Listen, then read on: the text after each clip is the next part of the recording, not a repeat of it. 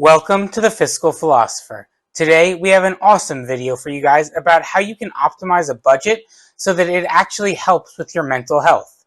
If you're new to the channel, please like and subscribe. We make content explaining financial as well as economic concepts, break them down into easy to understand tidbits, as well as provide advice on how to save, spend, and invest your money wisely. Let's get right into the video. So how can you set up a budget in order to be financially successful? The very first rule of personal finance is that you cannot spend more than you make. Additionally, you may have heard people say things like spend 50% of your budget on needs, 30% on wants, and save 20%. But this is likely too cookie cutter for most people. Your budget should reflect you. There is a famous saying, "Don't tell me what you value, show me your budget, and I will tell you what you value." Given that, there is a budget framework that exists that can aid in your mental health, a way to look at your bills and not get stressed. A mental framework that considers your mental well-being as well. Let's get right into it. As we mentioned previously, most people will tell you in some form that you need to divide your budget into your needs, your wants, and what you can save and invest. The problem with this idea, though, is that it separates needs and wants from saving and investing. If you own a car, you should save money in case it breaks down. That's saving for a future need. However, if you want to go to Alaska for the summer, that would be saving for a future want. Saving and investing are only extension of our future needs or wants, nothing more. The most important thing I can say is this: saving is either saving directly for a future need or it's saving for a future want. But regardless, it's still a need or a want, just in the future. So how does this work? Some of you may already be familiar with Maslow's Hierarchy of Needs. Abraham Maslow came up with this idea in 1943. It says that all of human actions are in response to needs that range from simple to complex, arranged in a hierarchy. The basic needs of food, air, and shelter make up the first level, or the base level of this hierarchy. In this way, the first things that you should take out of your paycheck are your mortgage, rent, groceries, and heating and other utilities. The budget starts at home.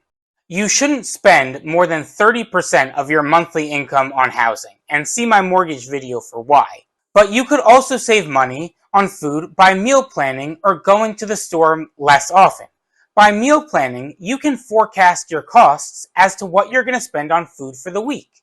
And by going shopping less often, you will be less likely to fall for marketing and good product placement driving you to buy things in the store. Choosing what you will buy and setting a budget goes a long way to cutting down on your costs. On the second level of this hierarchy, things become a little more complicated.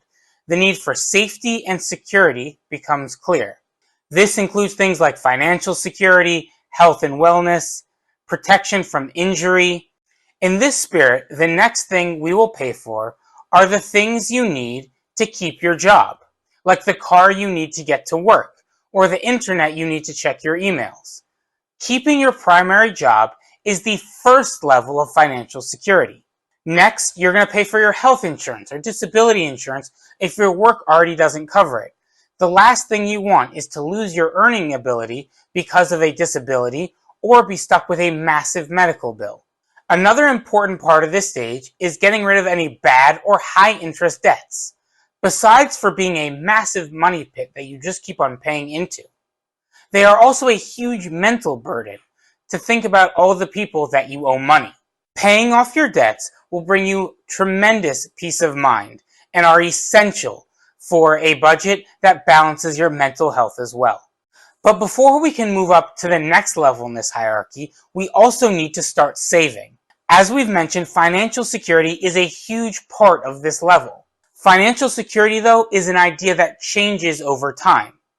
The best way to think about it is if you ceased in your ability to earn money, how long could you continue living this lifestyle until you went broke? That's financial security. If you don't shore up that defense, your brain will feel like it's missing a piece. that it's unstable. So where should you start? How much should you save? You gotta start somewhere. Set a goal for yourself. Not too high, but one that's reachable and that you'll feel good about. Maybe say $1,000. But while $1,000 is a good place to start, you really want to have at least 3 months or even 6 months of expenses and savings. If, for example, you lose your job and the amount of time it would take for you to find a new one. The other thing you need to save for is for when you can't work anymore or when you retire. If your employer offers a 401k with a match, take advantage of it. It's free money and it comes tax advantaged. If they don't offer a 401k with a match, at least fund an IRA. Giving up on those tax benefits is way too good to give up on. This should cover everything that most people would consider a need. But if you've made it this far in the hierarchy and you still have money left over, there are still ways that you can spend your money that will optimize your mental health. The next level is social needs, which includes things like friends, family, social clubs, active hobbies. People need to feel loved and accepted by others. If they don't, they end up feeling anxious, sad, and worried. So spend money on things that make you feel better. Go on a date. Go spend time with friends. Take up an active hobby. These are the things that will make you feel like you're getting the most out of your money. It's way better to drive to a party in a sedan than alone in a Ferrari. This leads us directly into the fourth level, which is the need to feel good about oneself. To feel good about oneself, you have to accomplish something. You have to do something worthwhile. This could mean taking your hobby to the next level, participating in a local tournament. But you also might be the type of person who would feel better about themselves if they had a few letters after their name, or if they got a difficult certification, like a pilot's license. On one hand, this will lead to you feeling happier. But on the other hand, this will lead to opportunities to make more money. As you gather more skills and make friends with different people, different avenues will open up. Self-actualization is at the very top of this list. This is when someone is using their skills, abilities, talents, personality, and knowledge to the fullest extent. While this stage may not actually require money, all of the stages to get us to this point did. So people will lie to you and say that money doesn't bring happiness. But money will bring you basic needs and necessities and fulfillment on a psychological level. These are needs which are innately human. They make you you. If you made it to the end of the video, thank you for watching. We hope you gained something and some insight about how to structure a budget in a way that it aids you mentally.